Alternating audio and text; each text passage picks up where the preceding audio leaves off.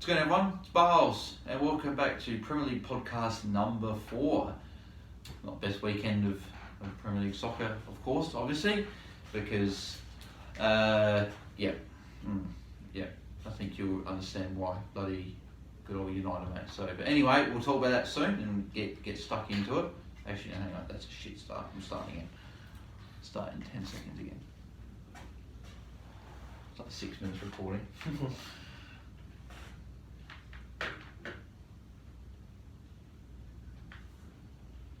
What's going on, everyone? It's Barles, and welcome back to Premier League podcast number 4. Quattro, mate.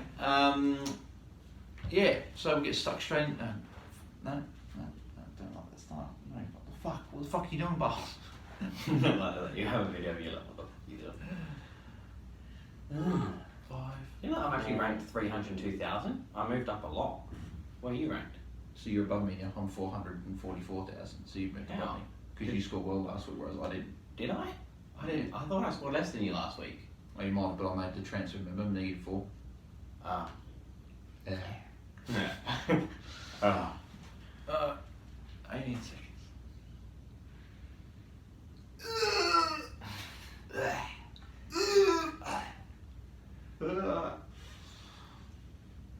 More energy. 6, 5.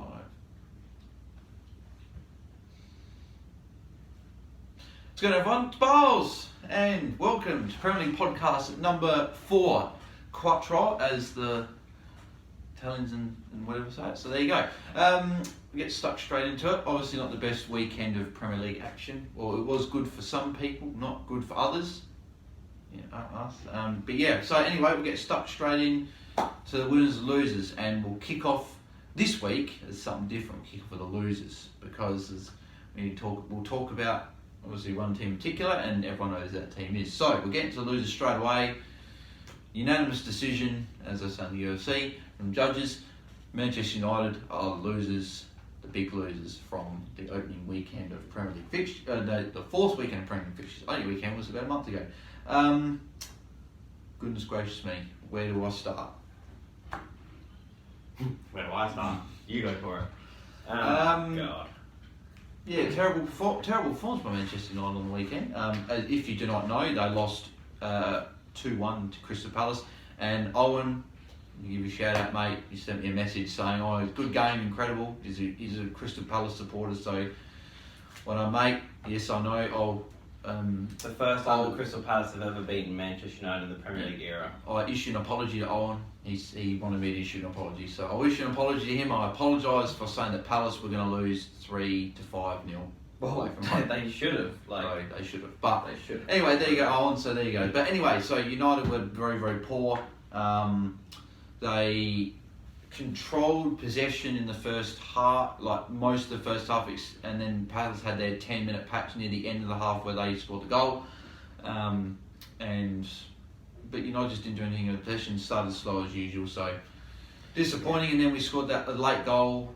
Don't really know why James is celebrating like Mbappe. I like James, I don't mind playing celebrating, but when you 1-1 against Palace at home, you should be just grabbing the ball, getting to the halfway line and getting things kicked off again. So yeah, I know he came out and said something along the lines of, it's my dream to score for Manchester United, so when I score I want to celebrate. But the thing is, mate, it's not like that was the... If we were 3-0 up, like even the other way, it's like you've already scored your first goal for Manchester United. Yeah, I know. But if we were 3-0 up like we were against Chelsea, it's fine. You can celebrate. But so we've gone all day about United, but they were just poor. So I'd like to add something like, look, I think, like, looking at as an outsider view, not an insider view, I did say that Man United should win 5-0 this week, because literally any other team in the top, well, maybe not Tottenham or whatever, but City and Liverpool are going to slap Crystal Palace. And look, I don't know, it's just it wasn't the fact that we couldn't have won that game 5-0, because we had a lot of the possession, but a lot of teams are going to have, even a lot of the top 10 will have a majority of possession against a team like Crystal Palace. You just got to break them down. If we scored, I said in the last week, if we score, and Manchester United score an early goal, same thing as what Tottenham against Newcastle, which we'll talk about in a little bit, but if you can score an early goal, or just a goal in the first 20 minutes against a team, like a Newcastle, like a Crystal Palace, who aren't very good, who are just going to sit back and just rely on the mistakes, which literally both of them were mistakes for their goals.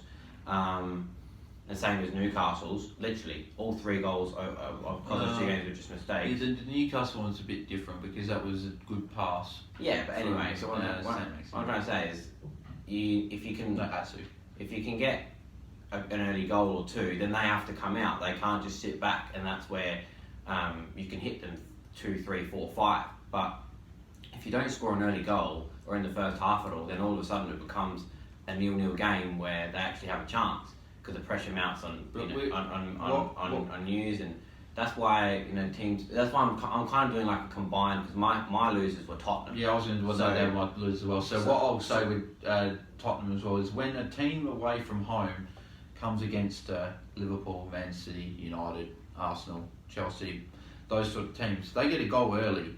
You know what they're going to do? They're going to 10 men behind the ball, drop deep, and they're going to try and hold on to get their 1-0 win away. Not even that. That's how it used to be in like maybe 10 years back, but now it's like teams just want to come for a draw, so they're going to do that straight away. Oh yeah, I mean, like if like a Newcastle goes to like Tottenham, they get their goal, they're going to hang on. Same with Palace, they get the early goal, they're going to drop deep and allow the big team possession. Then you've got to be able to break them down. The only 2 teams I've been able to see that have been able to break teams down like Liverpool, Man City. That's why they're in a league of their own. But yeah, and what I'm trying to say is that's why my dual losers kind of chat here about Tottenham and Man United is the fact that they're losers because they didn't even create any chances. The amount of money that they've got in their teams, and the way that I think both managers have to be accountable for this as well, because. For example, same as to finish off, Mauricio and Ollie, if you're going to play games where you know that Newcastle's going to come and sit with 10 men behind the ball, Crystal Palace is going to Ollie, that Crystal Palace is going to come and sit with 10 men behind the ball. You don't play Daniel James, Marcus Rashford, Anthony Martial, and Jesse Lingard. You don't, and with Tottenham, you don't play Eric Lamela, Harry Kane, was it Lucas Moura, and Son. These players are all explosive players. These are all players that rely on their pace and allow for space. When you don't get any space, these players don't function well. That's why you need to start. You need your Ericssons and your Dele Allis and stuff like that.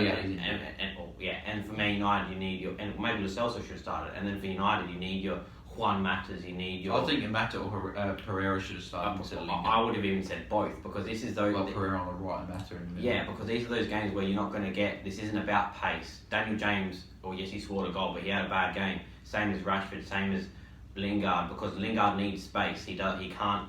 So to finish, to overall... I think Spurs were... in a way, more of a loser because United could have quite easily won the game. Obviously, if the penalty had gone in, I don't think it's a big deal. People miss penalties.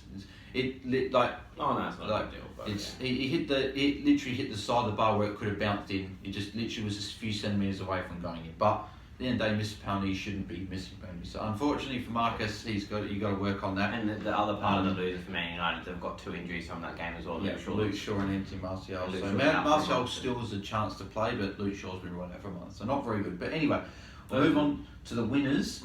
I think that we can say that I'll put one winner there. Obviously, would be Aston Villa. I think winning 2-0 to Everton. I thought that Everton would have gone there and won 2-1. I think that was my prediction. I think you said the same, 2-1. We thought Everton would have gone there and got the win comfortably, but well, not comfortably, but they should have been able to go there. Well, again, it was the same kind of thing. It's the same whole, you can't break him down for 30 minutes. Aston Villa absorbed the pressure and they hit you on the counter attack. I thought Wesley played his best game for Aston Villa, and I think that's why they're a winner, because not only did they get the result, but they actually played well. Their signings actually starting to gel, you can see. So that was very interesting. And then my other winner, I would say, would probably be Southampton against Brighton. I think Southampton winning, finally getting their season off, winning away from home as well to Brighton, have been quite tough to beat this season. I think it's a good result. It's a good result. Yeah. So Hasselhut and the Saints are off the mark the season. And a quick mention as well to Norwich as well. They nearly beat Chelsea at home, even though Chelsea are they're not the best. They're still a top 6 team. They're still going to finish 6th or 7th anyway. So it's good. Norwich are doing quite well. Good old Pookie, mate. He's off to a good start. So we'll get into the fixtures and the results from this week. Not fixtures, the results from this week. So So results from this week, so as we said, Aston Villa 2-0. Good performance by Villa. Obviously, as you said, Wesley scored the first goal. I think the only thing from that game I'd like to take out was that Everton look nothing special. No. Like, you know, defensively they look good, but you can't, like with the midfield that they've got, you can't expect the defence to be able to keep clean sheets. Like Gomez and Schneiderlin is literally nothing special. Both looked and was like, ooh. Yeah, Gomez and Schneider, nothing special. And Gabaman's apparently out for like 3 months or something now, so that's going to suck. And then I don't know why. I think that they will, and you've said it to me before, but Everton should be playing Moise Keane instead of Calvert-Lewin now. Yeah. And then the other thing, so their midfield's weak. Their defence is good, but it can't hold up with the weak midfield. And then their front line is just all off. Like Richarlison playing on the right doesn't make sense. Bernard is. What they should is they should actually try and play Bernard on the right and see how he goes on the right. Not even then. Like Bernard's a good player, but he's not your starting player. He's a good squad player. Like you'd want him around your squad, but you don't want him to start too many games. And then Moise Keane needs to replace Calvert-Lewin up front. So until Everton do that, they're going to get a lot of results where they're not going to win, and that's only on one person, and that's Marco Silva. Like Calvert-Lewin can't not pick himself. Jesse Lingard from Man United can't not pick himself. These are players at the moment who aren't playing very well. The manager picks a team. Well, they shouldn't have got rid of Lookman. They should have played Lookman on the right and played Richarlison on left. Well, they've got Iwobi now, so Iwobi play Iwobi on the right and Richarlison on left. So. Yeah, so but good result for Aston Villa. Next game was Norwich lost to Chelsea 2-3 at home. Tammy Abraham off the mark with a couple of goals. Mason Mount get another goal again. He's going to be a very good player. It's going to be interesting to see. He's clearly displaced Kovacic in the starting. Oh, they played Mount, Kovacic, Jorginho, and Barkley in the same at Carrow Road. Kante was injured. They played Mount on the right or left. And then he rotated with. I thought they would have played Barkley on the left like they did against us, but they rotated Barkley and Mount on the left, so it wasn't left. Sorry. Okay. And then Pookie obviously got a goal as well, so he's on fire. He's got 5 goals already, so him and Raheem Sterling are top of the table for the Golden Boot so far. 5 goals in 3 was pretty good. I mean, I'll tell you what, if he keeps this up, like if Norwich gets relegated, which I don't think they will, but if they did, Pookie will go to a bigger team. Pookie will go to a bigger team. He'll go to like a West Ham or something like that. Yeah. Maybe even Everton. You never know. And then so it's a good result for Chelsea to get I'm just some happy points. for Tammy as well. Tammy looks like he's going to sign a new contract at Chelsea now. It's good for Chelsea to finally start blooding the youth a little more. That was always going to be obvious when Frank came in. Same as what Ollie's going to try and do at United, and maybe Poch is going to try and do at Spurs. So these big clubs need to blood through the youth and not just buy £80 million signings and just expect them to work. I mean, obviously, if you know, at the moment, Alexis Sanchez is just about to leave United, and that's just a prime example of, you know, big money players not performing. And that's why, you know, it's good to see Frank doing this at Chelsea, and hopefully a few other managers take that, you know, because look at Mount, look at Abraham. They're going to be, in 2 years, they're going to be wicked players. Yeah. Next result, Southampton won 2-0 away to Brighton. Genepo scored with his first touch off the bench, so it's not bad if you can do that sort of stuff. And then Redmond got a goal, so a couple of good goals to West Ham. Good to see them get off the mark for the season. You have them as your one to watch team for the season. So it's good for them to go off the mark. Good result away to Brighton. Brighton have been good to start the season off, winning their first 2. They won and they drew. I think they got a win and draw. So. No, good result for Southampton. Not too much to say about that game really, except for I think Lewis Dunk scored a header, but it was disallowed because Burns was in front of the keeper and took the keeper down or whatever. So a bit stupid. I don't know why you do that, but because it was a good header, went in the top corner. So, but at the end of the day, that's what happens. There you go. So. Man United obviously lost 2-1 to Palace. We spoke about the game, so we'll probably move on from that one. Not much to say. That Palace got the result in the end, and in a way they obviously deserved the result. United didn't do anything, and they don't deserve to get points at all. So there you go. Penalty went in to be a different story. Yeah, the penalty. There was a VAR check with Martial. There's a couple of points that I probably forgot. There's like Cahill should have been sent off. Because he took Martial down when he saw on goal. Martin Kelly took Martial down when Martial was about to have a one-on-one chance to keeper. That should have been another penalty. So a lot of the calls went against United, but but it doesn't matter. You can't obviously blame it on. You should have 10 calls go against you and still beat Crystal Palace 3-4-0. Like, it doesn't matter. I was like, what you said there. No, it's true. It's true. Okay. So Sheffield United, they lost 2-1 at home to Leicester. Now, we cannot start this game. I don't know if you've seen it yet. Harvey Barnes. Do you see it? The goal? Yes. What a goal. That is. I don't remember how it got to him, but I remember the finish. It was a corner, was headed away by one of the Sheffield United defenders, and then just bang. Yeah. That's probably going to be the goal of the season. So far. There could be one better, but it's going to be very tough. Could be one better. You've got players like De Bruyne in the league. Oh yeah, I know, but it's very hard to say that's going to be a goal. It's going to be in the top 5 at the end of the season. Yeah, it should be. That much. Should be in the top 10. Yeah. What a goal! As the commentator said, he will never hit a ball more crisply than what he did. Dean Henderson, the keeper, looked and the ball was already in the net when he actually had time to react. It was a stunning goal. I saw it on the goal rush, and yeah, it was amazing. Great goal. Then Vardy got another goal and that assist by Maddison as well. Like a big club has to sign him in January or next season because he's in one hell of a place. He's only like 20 or 21. He's ridiculous. I told you last week he's the only player in the league to create over 100 chances for his teammates. And again, it was just clear on the weekend. Out of all the attacking mids in the league, he was the one that was. Him and Mount were the two that were just creating everything. And that's also the teams that you play. But yeah, it was just clear to see. So. And then good on McBurney scored for Sheffield United, but they didn't walk away with any points at all. Watford continued their woeful season. They lost 3-1 at home again. That's 6 goals conceded in their 2 home games this season, which is going to be very concerning for Javi Gracia.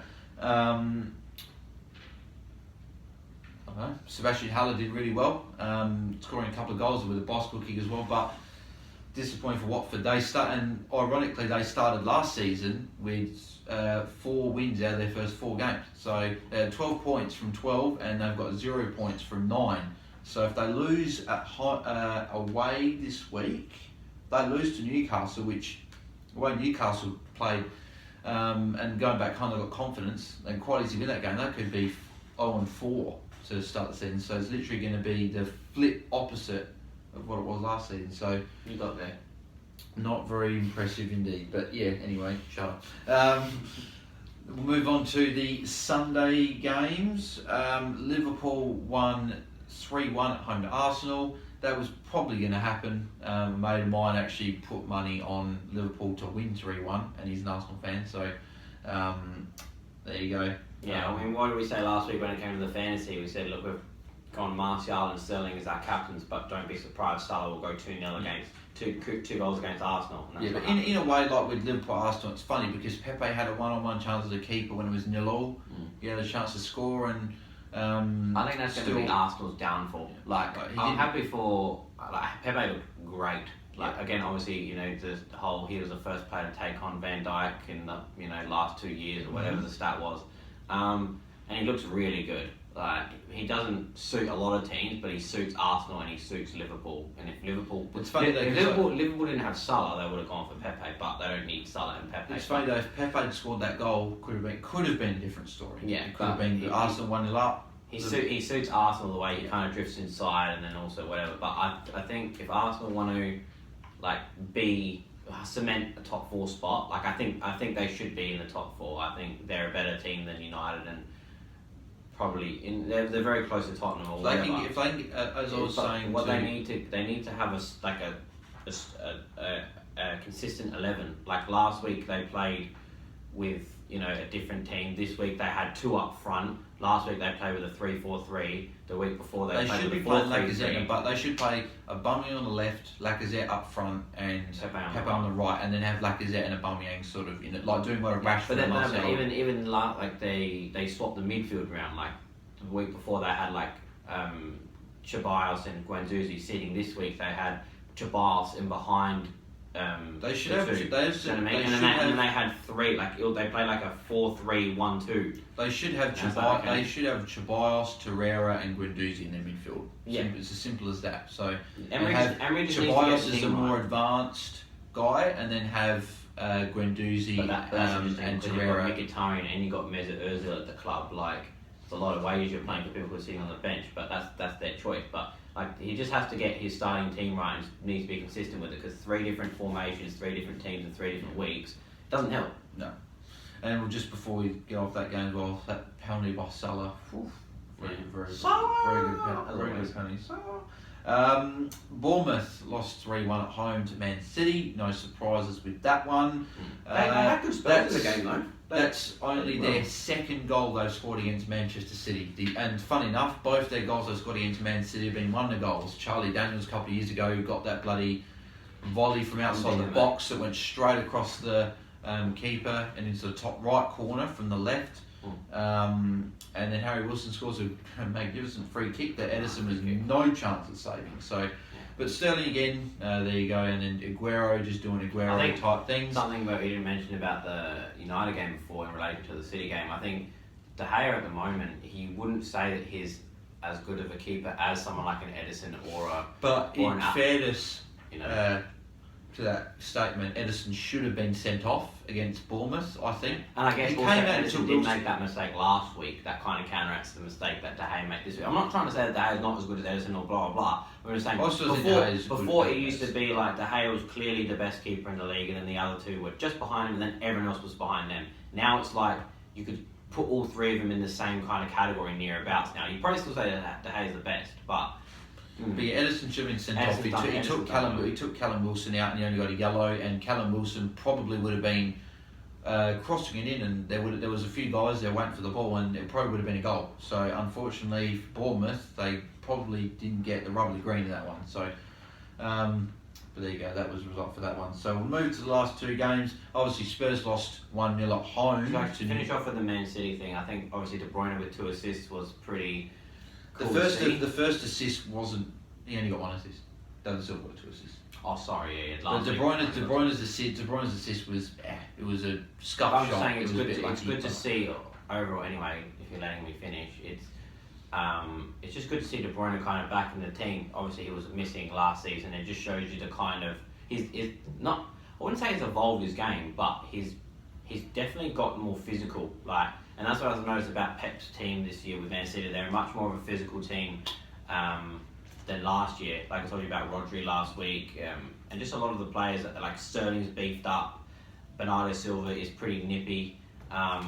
So yeah, it's just good to see De Bruyne back. He definitely does make their midfield better, and it's not good to see him back. I mean, City and win 5. It's definitely good. It's definitely good to see him back. He's the Messi or the Maradona of Messi. He's a Maradona or the Ronaldo of the midfielders. So I don't care. There you go.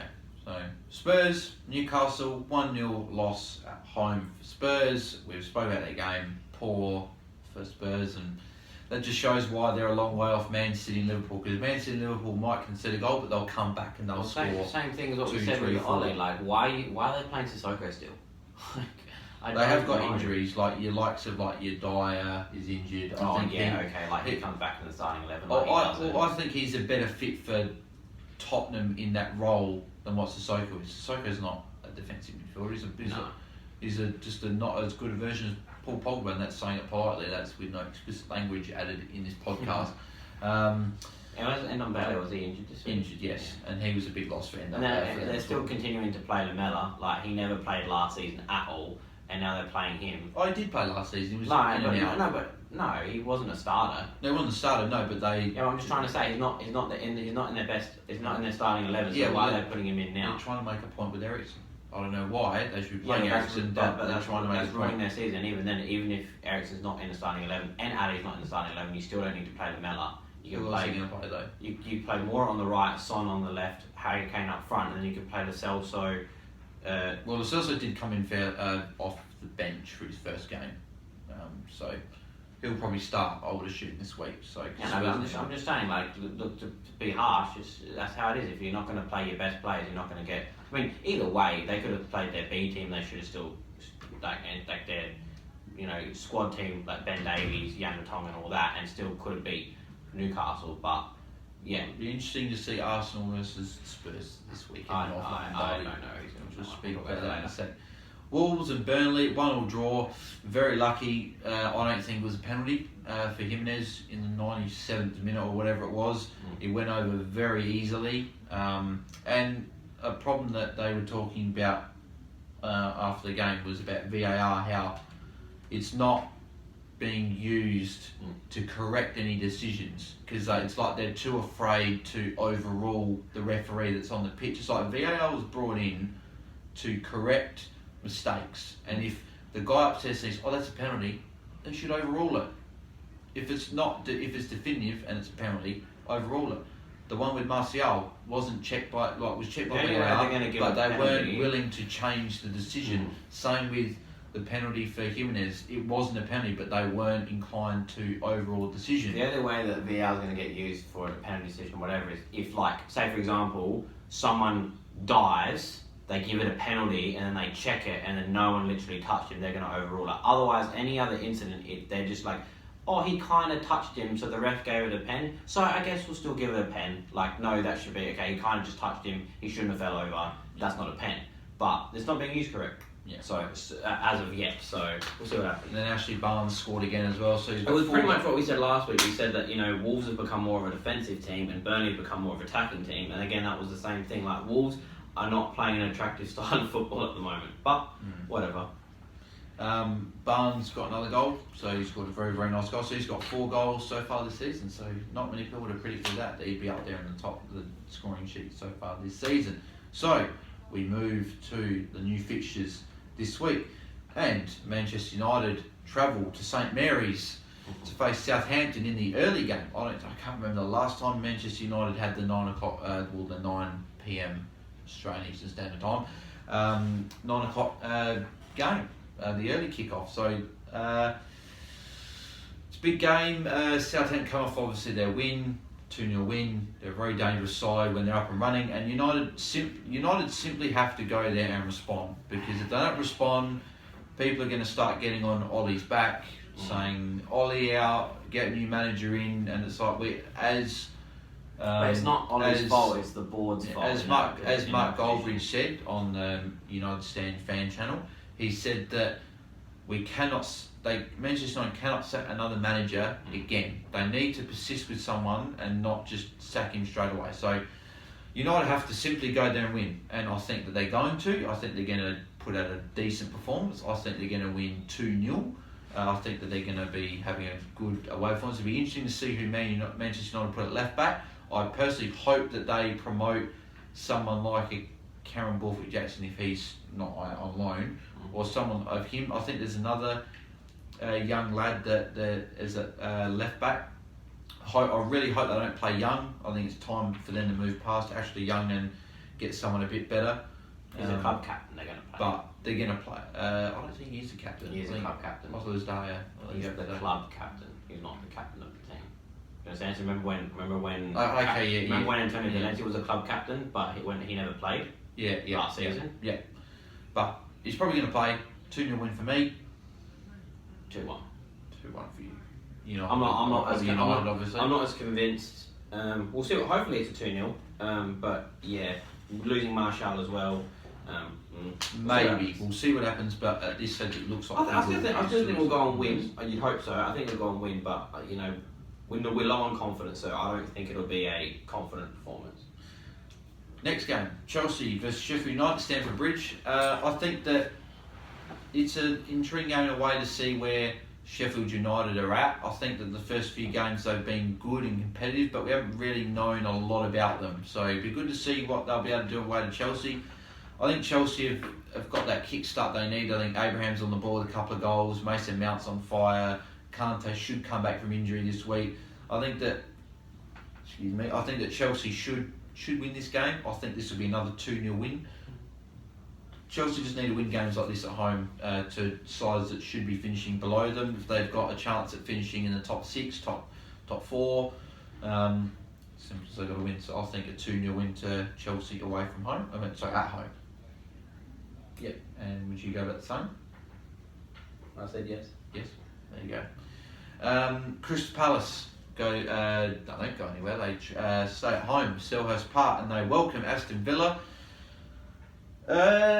Intriguing game, this one. Obviously, Palace coming off the confidence-boosting win against Manchester United, even though I'm not very happy about it. And Aston Villa come and they won 2-0 at home to Everton. So a couple of teams that are looking to get a couple of wins in a row. I don't know if I can. I was going to say I don't know if I can, but I think it'd be a 1-1 draw. I'll go for a 1-1 draw. I think that Aston Villa look good. I think Palace will get a bit of confidence from that win, and I can't split it. I think it'll be a 1-1 draw. I'll go 2-1 Aston Villa. 2-1 Aston Villa. Leicester versus Bournemouth at the King Power Stadium. Leicester for me straight away. I think Leicester are ticking along quite nicely. I think, even though they only got the 1-1 draw at Chelsea, but top 16. If you get a draw or a win, good result. But at the end of the day, Bournemouth are a bit leaky when it comes to goals. I worked late last night. That's why I'm tired.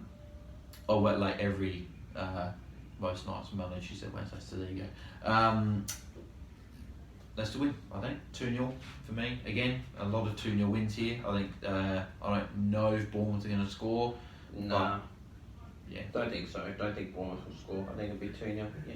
2-0, yeah. Man City welcome Brighton to the stadium. Man City 4-0, I think, for me. I know Brighton have been good defensively, but Man City, you can essentially pencil them in for any game. They're going to score at least 2 goals. Different, like I said before. Actually, I'll say 3-0. I think 4-0 difference between a team like you said, like City and Liverpool, and a team like Tottenham, Arsenal, Man United. They've got a set way that they play. Exactly, but when a team comes and sits, because that's all really Brighton can do. Really, when they come and sit with 10 players behind the ball, City are just like, yeah, sure, we'll break you down, and within 15-20 minutes the first goal comes, and then the second goal comes at the 25th minute mark, then maybe a third goal comes at half time, just before half time, and then or just after half time, and then it's a spiral effect. Whereas you'd expect a team like, again, if Crystal Palace was to versus United, or Tottenham versus Newcastle, you'd expect Man United, Tottenham to get that goals early and then have that ripple effect, but they can't do that, and only City and Liverpool can, and that's why I said last week I thought United could do that, and I thought Tottenham could do that, but they can't. So, I think the best way to say it is that Man City and Liverpool have got 2, 3, 4, 5 ways that they can win a game. Like if the one plan doesn't work and the team's sitting back, they can go to one plan. If the team's open, they can go to another plan. Whereas a lot of the teams, or every team below that Man City and Liverpool, and Liverpool can also do the very same thing. They can, like, most of the time they just full ball attack, but they're very good at defence because they've got a good defence, great defence actually. But then if a team's sitting back, they know how to push the teams right back on the goal line essentially. So that's why those two are in a league of their own at the moment. Hopefully the few more teams, especially like United and stuff, can join it, because I'd like to see seasons where it is a 6-horse race or whatever. A big reason why Man City and Liverpool are doing so well is because of their fullbacks. Like if you look at Trent and Robertson, Robertson and Alexander-Arnold are the best fullback pairing I think in the world. Yeah, and it's like with a team like Tottenham and Arsenal and Man United, they don't have those two fullbacks who can whip in good crosses.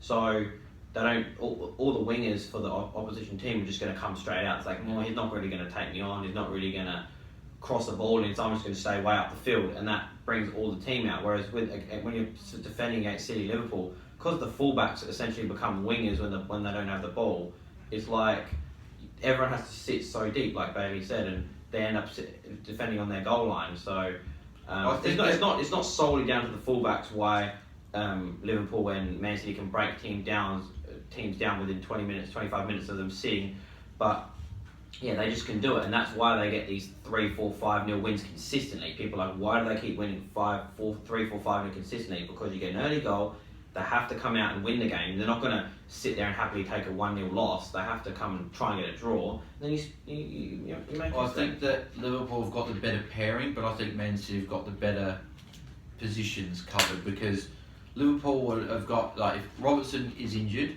or Alexander is injured, they don't really have anyone decent to replace him. Whereas Man City, Zinchenko's injured, Ben Mendy's there. He played and then also, by the way, Zinchenko did. Yeah, he was really good. Walker gets injured, Cancelo comes in, or Cancelo gets injured, Walker, or whatever. But they've got depth. They've got two really good left backs. Did you hear what Mourinho said about City? What he said, who do you think could win the league? And he goes, Man City, Liverpool, Tottenham, Man City B team, because it's true. So, well, essentially their backup team would be Bravo, Cancelo at the moment, Otamendi. I think it's Mangala or one of the younger guys, I think. Ben Mendy at the moment. Then you have Gundogan, Fernandinho and Foden. And then your front three would be like Mahrez, Gabriel Jesus and someone. It would have been Sane, but I don't know, someone. But yeah, that's a very good team, probably from the top six. So there you go. So City 3-0. Yeah. So unanimous decision right there. Newcastle Watford. This is a very, very interesting game, this one. As I said, Newcastle got confidence after good to see him go off the mark as well. Unfortunate to see Saint Maxime get injured. I don't know exactly the extent of his injury, but we'll see exactly what happens. I'm assuming Atsu will probably start in place of him. I'm just having a look at Atsu's. I think Newcastle will win 1-0. So you go Saint Maximin's hamstring injury, so he's out for a couple of weeks. So should be back. So I expect Newcastle to win because Watford are low on confidence. They've lost their first 3 games. Newcastle have got that confidence to win. I think they should win 1 or 2-0. I believe. I don't see Watford scoring really. Yeah. So especially with their barometer is Troy Deeney. Like he's the guy that he's not their best player. He's not an amazing player, but he's that guy that if he's up and running, Watford are up and running. So he's injured and he's out for a couple of months, I think. So there you go. So 1-0, 2-0. I said 1-0. Yep, 1-0. Sorry, I didn't hear. Sorry about that. West Ham welcome Norwich. This is another interesting game for me. West Ham got the 3-1 win last week. Haller got off them up with a couple of goals. I've got hair on me. As I said, Haller scored a couple of goals and Norwich are firing all cylinders. I expect this to be, I think there'll be a few goals in this game. I'm predicting a 2-2 draw because I think Norwich is still a little bit leaky at the back and they'll score goals, and I think West Ham will get a couple of goals, and I don't see this one being decided by a winner. I think 2-1 West Ham. 2-1 West Ham. Do you reckon Pookie will get on the board again? I don't know, him or Campbell will do something. Burnley welcome Liverpool to Turf Moor, and this is a tough game for Liverpool because Burnley are always really good at home, very compact at home. They generally keep clean sheets at home as well. This is going to be one of the what we were speaking about before. This is going to be a test of Liverpool. They have got other ways of playing. They can these games can decide who wins the title out of City and Liverpool. Like City will still find a way to win 1 or 2-0 or 2-1 away to Burnley, whereas. Be interesting to see if Liverpool, I think Liverpool will get it done. I think they'll get it done 2-1. I think Burnley will probably score a goal. And it'll be interesting to see if Liverpool can get the result, and I think they will. That's the only thing that's changed from this season to last season about Liverpool is their midfield has not been the same this year. Like their defence has been the same, the forward line's been the same, but the midfield. There was some stats or something along the lines of that. They're one of the most run-through teams in the midfield, in the top 6. They're like 5th or 6th in like teams being able to get through the midfield as quickly as possible. So they just need to brush up on that because that's why they're conceding. That's why they concede a lot of chances to Norwich. But Norwich are also a very good attacking team, as we've seen. But yeah, they're conceding a lot of chances for a Liverpool team. And Liverpool and Burnley might punish you with a guy like Ashley Barnes. I'm still not sure why Liverpool didn't sign Felipe Coutinho on loan. I thought that would have been a great move. I think that Liverpool are lacking a guy in the attacking guy in the midfield where he can string a pass through to Firmino. Because Firmino is essentially like they play Mane, Salah up front. They play Firmino as the centre forward just in behind the two of them, and he's got to set them up. Whereas Firmino should be up front as a striker, not centre forward, a striker, and then you got Mane and Salah, and then you've got a guy behind them that feeds him. So they sometimes try and play Ox or Lallana there, but Coutinho's different gravy. I thought they should have got Coutinho, or even they probably should have gone for Eriksen. I think they probably could have gone in for Eriksen and probably signed him for 30-40 million because Tottenham don't really want to get rid of him for a free next summer. So, yeah, I'm not sure why they didn't do it. But anyway, people at the club probably know what they're doing a lot better than what we do. So they're near the top of the table. So I'm going to go, as I said, for a 2-1 win to Liverpool. Yeah, I'll go 2-0. 2-0. Everton Wolves is the final. Is this the final game? Yep. No, 2 more games. Sorry. Everton Wolves. Interesting game again. It's two teams that are really underperforming, but at least Wolves are still kind of getting the. Do you know that Wolves have drawn all 3 games 1-1? Yeah, are you trying to say that's a good thing? No. I'm saying in all 3 games they've drawn each game 1-1. Yeah. That doesn't very. What I'm trying to say is Everton, at least Wolves are still drawing, whereas Everton are actually losing games. They drew. Everton have got a win, draw, loss, haven't they? I don't know. They lost. They drew the first game. Yeah, but they won 1-0 against Watford, but that was a bad performance. That's Watford, so yeah, that was essentially like a draw or a loss. Like, I'm not talking about points. What I'm trying to say is Everton aren't performing great. Wolves aren't performing great. At least Wolves are starting kind of getting draws against really good opposition. Yeah, but yeah. Fun enough. You know what I'm going to go for in this game? 1-1 draw.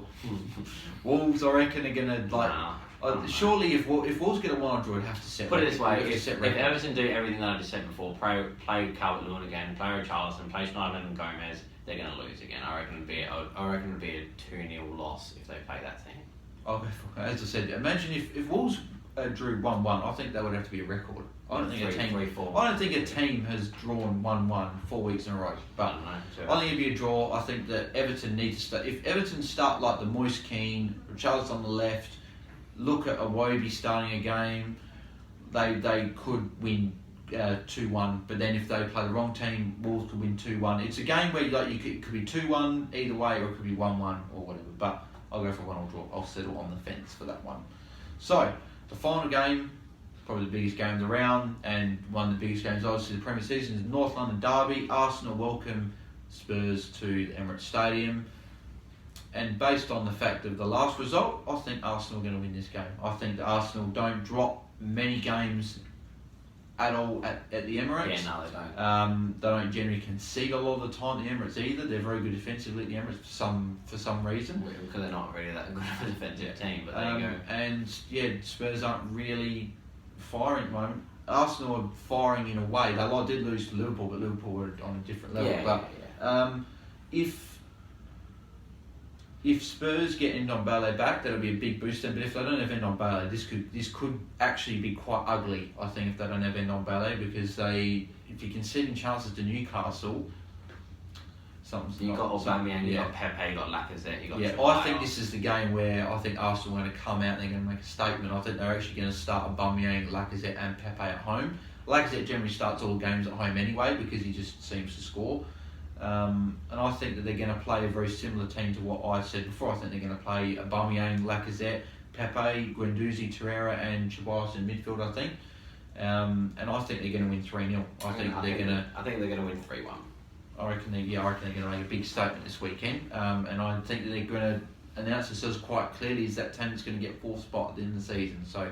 Yeah, or 3rd if they beat Tottenham. Or 3rd, yeah, they're quite easily, and Tottenham could quite easily finish outside the top 4 if they don't improve quickly. This Tottenham team reminds me of the old Tottenham teams. Like, it's got average-ish players in there. Like, take it with a couple of good players who then eventually, like used to back in the day, like get pinched by a bigger team. But like Davinson Sanchez started the year poorly. Alvaro, again, what we said before, good on the ball defensively. He's not. They need Vertonghen back in the team. They need to. I don't know why they haven't done that yet. I know Vertonghen's not the best centre back in the world, but he's very good for them. Kyle Walker-Peters he's doing well, so you can't really blame him for anything. But it's I think he should be staying over Aurier anyway, because Aurier's a bit rash. Danny Rose is not good enough. Neither is Ben Davies. They should be staying Ben Davies over Rose. Yeah, and then the midfield is not.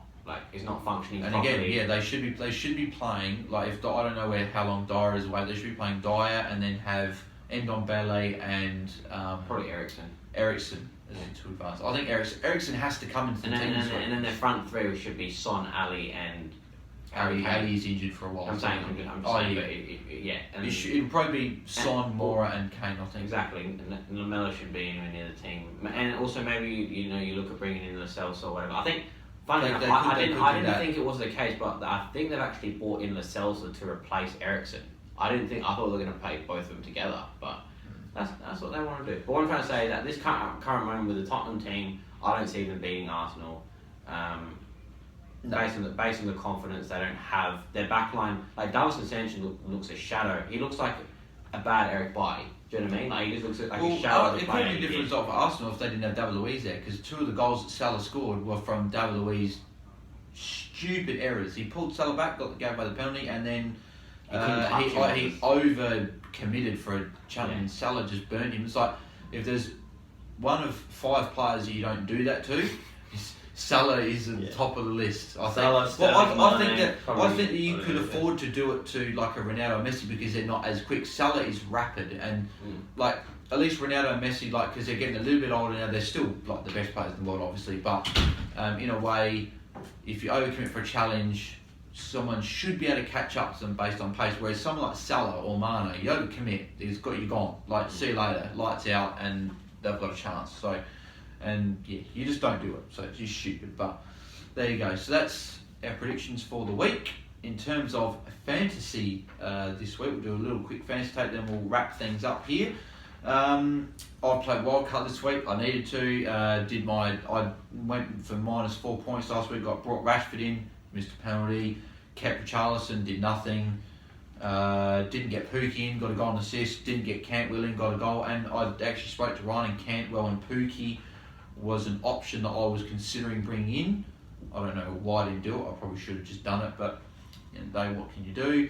And I've got Martial as well. So I brought in Pookie, brought in Cantwell, I brought in Adrian. Liverpool you should probably say your new team because it's hard to keep up. But yeah, I brought Adrian in. I think Liverpool got a few good fixtures up. Dinio's staying, TAA staying, Wan-Bissaka's staying, Cantwell's a new in.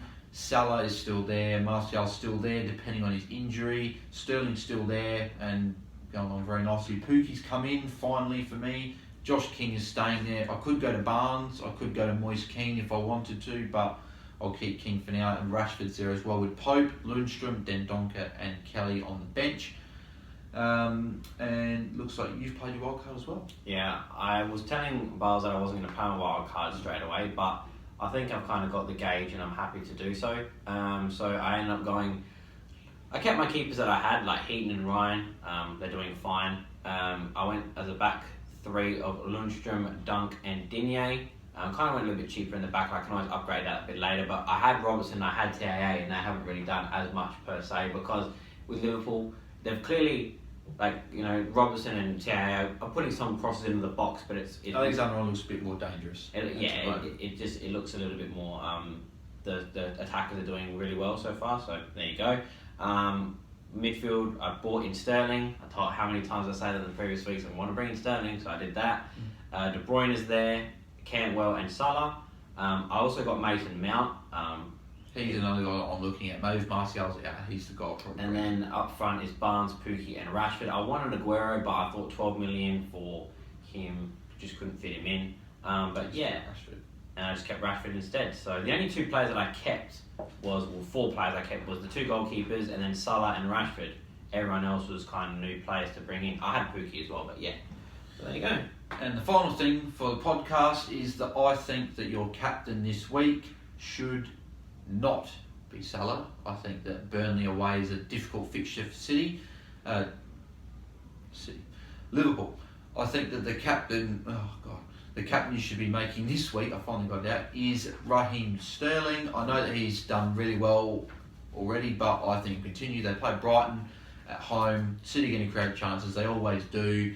There's a little tiny risk he could rest it, but with Sane injured for the season, I think that it's a little bit safer to rely on Sterling week in, week out. And don't worry about. And there's no don't worry about any players getting rested at the moment because there's no Champions Leagues coming yet, no FA Cups coming yet. The international break is next week, so no players are getting rested yet. Yeah, I think Sterling's your straight out captain you go for. I think De Bruyne is also another decent option as well because he hasn't scored this season. Scored a goal yet, so I think that he could get on the board. But he's got an assist in every game so far, 1, 2 and 1. So he's got 4 assists in 3 games, so it's definitely something to think about. It'll be interesting. Who are you putting captain? And also, it's a good option to put De Bruyne, because this week obviously Brighton going to sit so deep. He can have long shots. He can have long shots and stuff like that. Are you going to go De Bruyne captain? I'm going to go. No, I'm going to go Sterling captain. Yeah, there you go. So unanimous decision to go Sterling captain, and that's it for podcast this week. Hope you enjoyed it as usual. Thank you very much for everyone that watches these podcasts as well. Make sure that you check out the video that was made before this, the Crystal Palace Man United review. Wasn't very happy. I waited a bit to do the review, otherwise I would have been very, very angry. Probably should have been really angry because it probably would have got more views, but might do that next time. But there you go. So that'll be up. Check that out. Check this podcast out. Make sure you don't check out all the other podcasts as well. And like the video, subscribe to the channel if you haven't already. Go follow this fella here, as I say every week, at Renos Fenos. At Renos Fenos, I just like saying Fenos. On Instagram. And all the links will be in the descriptions below. My social medias, everything, and whatever, and turn notifications on so you don't miss the next podcast for the video on the channel. So thank you for tuning in today. Thank you again, Ryan, and we will see you guys next week for the next podcast. I'm out. Cheers.